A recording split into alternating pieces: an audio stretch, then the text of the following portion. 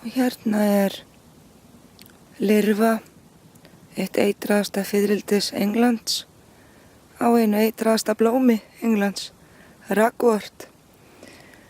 Og þetta fiðrildi verpir á laufblöðin og lirfurnar, éta þessa plöntu upp til agna. Og eitri ferðast með þeim í gegnum lirfustigið yfir í full þroska fiðrildi. Og það er nú gaman að ná mynd af þeim þegar þau hafa klakist út. En ef ég man það rétt þá eru þau rauð og svört.